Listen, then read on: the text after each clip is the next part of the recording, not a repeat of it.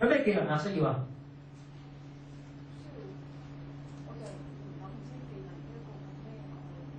？O.K. 嗱，不過咁問下，如果一個藥劑師出嚟做嘅時候咧，有啲咩性格嘅人做藥劑師會做得好啲㗎？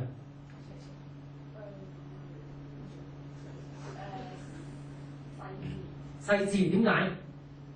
因為你俾啲藥俾病人，一定係要正確嘅，你唔可以俾錯病人。仲有咧？考考你先。要識講嘢。點解？因為同病人溝通。Absolutely，絕對正確。仲有咧？仲有就係要，即係我呢個方面啦，就係做即係從事啲行業就要，即係有種救傷扶危嗰個。我睇先，救傷扶危 ，OK， 講時間。你記住，每一個行業對你有特別嘅技能，甚至乎對你嘅身體都有要求㗎。Promise 呢個行業，仲有咧？唔可以有啲。仲有咧？冇錯啊！你唔可以識盲，唔可以識藥㗎。你點執藥啊？呢隻係問你大先，咩食啊？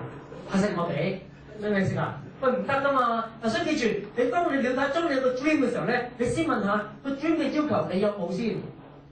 尤其是如果 dream 需要啲 professional training 嘅時候咧，你就知道你讀書嘅時候咧要讀嗰個 professional course 啊。做醫生嘅你咪讀醫咯，你唔可以讀完中文出嚟做醫生㗎嘛，嚇死人啦係嘛？我哋中醫係中醫 ，OK。你唔可以讀完會計出嚟跟住執藥㗎係嘛 ？OK， 即係 paper 都做唔得 ，OK。所以你發覺，所以我即係所以我頭先就話，你一定要將呢個 dream，你先至知道你自己條路應該要點行 ，OK。呢個第一樣，第二樣，原來聽住啦，原來出嚟做嘢咧，技能係分兩個 types， 兩個 categories。第一個咧，我叫 generic skill， 第二個咧就叫做 professional skill。乜嘢叫 generic skill 咧 ？generic skill 即係普遍嘅技能。乜嘢嘅普遍技能咧？舉個例子，語言嘅應用係一個普遍技能，電腦軟件嘅應用係一個普遍嘅技能。professional skills 咧，即係話你學嗰門嘢，學完之後咧，你冇嗰門知識你做唔到嘅，譬如話醫生啦、pharmacist 啦、會計啦，呢啲咧你個 professional skill 咯。嗱，不過 generic skill 咧，唔好意思，都考起我哋嘅。你唔好以為語言嘅運用咧，我哋識講嘢就等我哋識運用語言，係兩回事嚟嘅。仲有咩咧？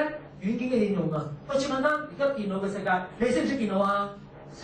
我 MSN 同埋 Facebook 好耍家㗎，咁啊大鑊啦！而家講緊軟件嘅應用咧，可能係最簡單 Windows application，Windows 仲話俾我聽，你中文識打幾多個字先1分鐘？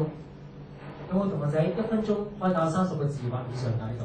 中文字，係嘛？40個咧？40個少啲啦，嘢都唔錯喎，玩 MSN 都係嘛？OK， 嗱，所以記住呢啲咧，我哋個 generic skill 同埋 professional skill 呢個一定要知道。如果你聽住，如果你掌握嘅 generic skill 越多嘅話咧，你轉工嘅範數將會越多。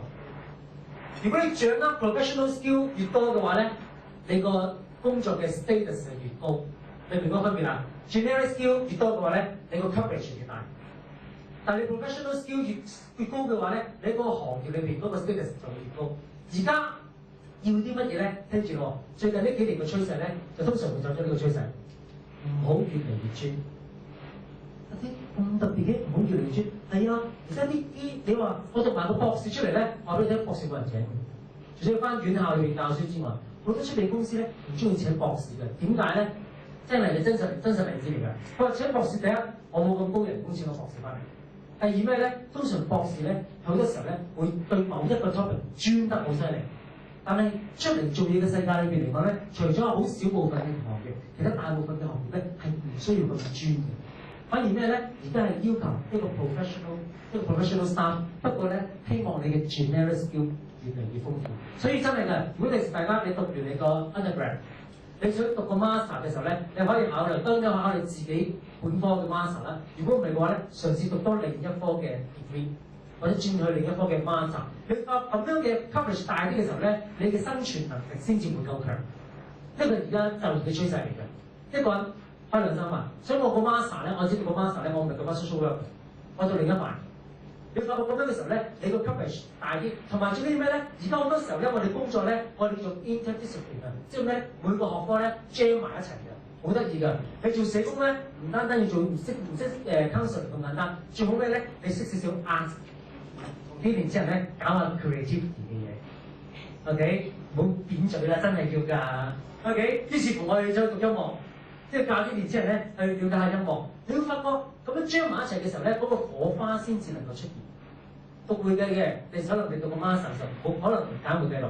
揀另一啲嘢，你但係發覺另一啲嘢咧，嗰啲嘅新嘅 input 咧，可能幫助到你本科你個行業或者新嘢出嚟嘅。OK， 老師嘅，可能下次你唔知讀 engineer 嘅，我唔知啊，亂噏，你發覺咧，哇原來喺個地盤裏邊咧塗鴉嘅，咁又好靚嘅喎，係咪先？喂唔係啊，我哋自己香港職業嘅香港咧諗咗啲 project 點咧，教班年青人咧真係塗鴉。跟住咧，去到啲地盤裏邊咧，地盤出邊圍晒圍板嘅，喺啲圍板入邊做塗鴉嘅工作。跟住個每一個塗鴉嘅 design 咧，就等翻嗰個地盤間公司咧，如果佢哋 sponsor 咧 ，sponsor 翻出嚟養翻靚仔。呢個係一個就係一個 crossover 㗎，但唔係唔得㗎。OK， 好啦，第二個與不同職業程度嘅匹配。嗱，今日咧我唔能夠詳細講呢個，不過我要俾大家一個 sense。你諗下，你適合做醫生之餘，你仲適合做邊一塊工作？我意思咩咧？你嗰個掌握嘅技能可唔可以黐住喺第二個工作裏邊？舉個例子，阿信咧由細到大咧，我把口咧倒瀉落蟹嘅，即係而家你都見到啦，擘大口把唔停㗎嘛我。